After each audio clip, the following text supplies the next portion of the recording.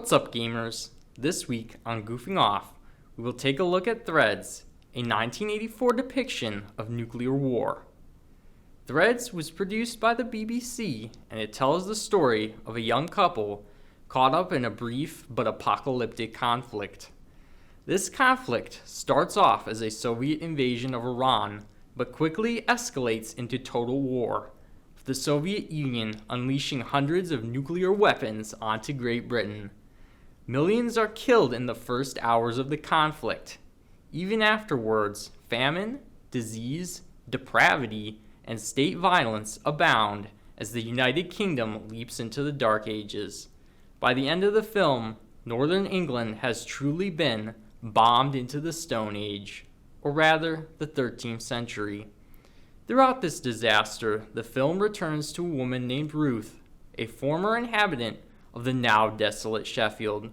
Ruth's fiancé was killed in the nuclear explosion that smote the city.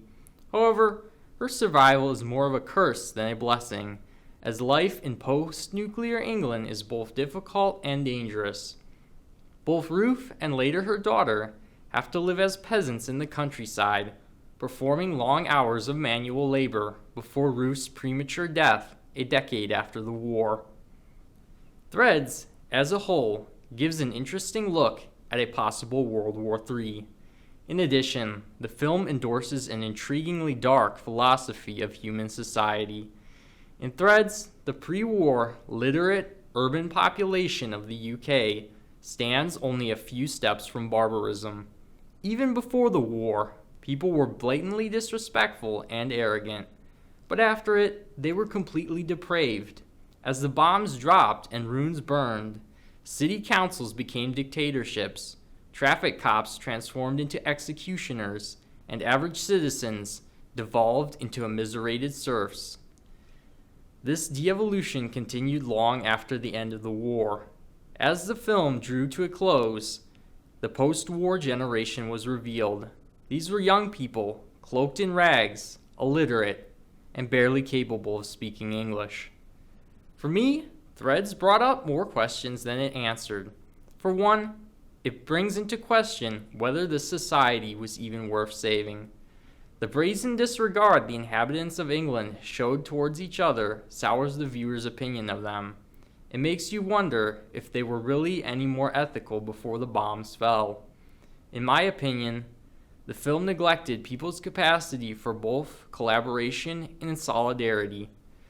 The self-demolition of British culture that was depicted ignored humanity's tendency towards creative expression and situational adaptation. In addition, I wondered if the ignorance of post-war British society could be seen as an overtly negative and inaccurate caricature of medieval English history. Overall, Threads was a captivating, if macabre, film. It was fast-paced, and it wove a number of plot lines together in a way that gave a comprehensive view of life after the bomb. I especially appreciated the documentary-like style of the film. It very much felt as if I was taking a peek into another world. In particular, I enjoyed a scene where kids watched pre-war TV off of a VHS tape. Threads was a film with a definite 1980s ambiance, and I would definitely recommend it to anyone who's interested in the Cold War and apocalyptic fiction.